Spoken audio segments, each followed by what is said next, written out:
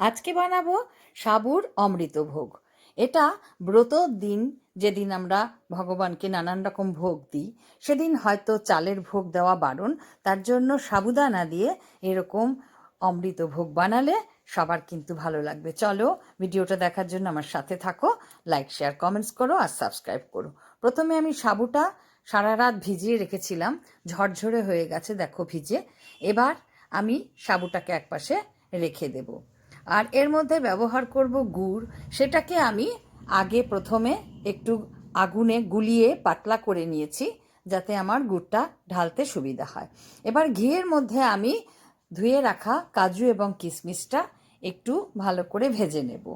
এটাতে কিন্তু ঘিয়ে ভেজে নিলে খেতে খুব স্বাদ হয়। ভগবানের ভোগে ঘি দিয়ে ভাজা জিনিসটা সবসময় উপাদেয়। এবার এই কড়াইয়ের মধ্যেই আমি আরেকটু ঘি দিয়ে সাবুদানাটা এর মধ্যে দিয়ে দেব। তার আগে দেব দুটো এলাচ থেতো করে নিয়েছি আর একটা তেজপাতা। এলাচ আর তেজপাতাটা যদি ঘিয়ে একটু ভেজে নেওয়া যায় তাহলে কিন্তু খুব সুন্দর একটা সেন্ট ওঠে। এবার আমি ধুয়ে রাখা এই সাবুটা এর মধ্যে দিয়ে দিলাম। সাবু যেহেতু আগেই ভেজানো ছিল, তাই কিন্তু এটা একদম নরমই হয়ে রয়েছে। এটাকে খুন্তি দিয়ে হাতা দিয়ে একটু নাড়াচাড়া করে নিলেই কিন্তু হয়ে যাবে। সাবুর এই অমৃতভোগ রান্না করতে কিন্তু অনেক সময় লাগে না। এবার এর মধ্যে আমি দিয়ে দেব আমার পরিমাণ মতন দুধটা।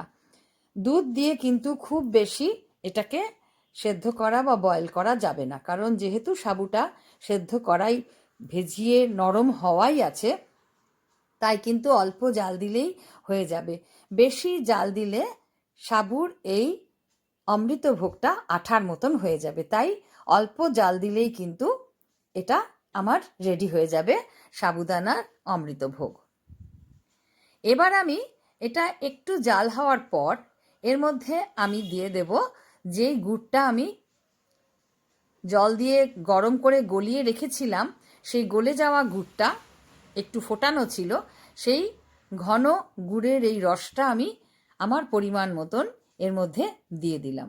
দিয়ে ভালো করে হাতা দিয়ে কিন্তু আবার নাড়াচাড়া করে নিতে হবে, যাতে দুধ এবং এই গুড়টা ভালো করে মিশে যায়। তোমরা কিন্তু কখনোই দানা গুড় দেবে না। গুড়টাকে একটু জাল করে নরম করে নিয়ে সেই রসটা তোমরা এই অমৃতভোগের মধ্যে দেবে। এরপর আমি একটু চিনি দেব, তাতে স্বাদটা ভালো লাগবে।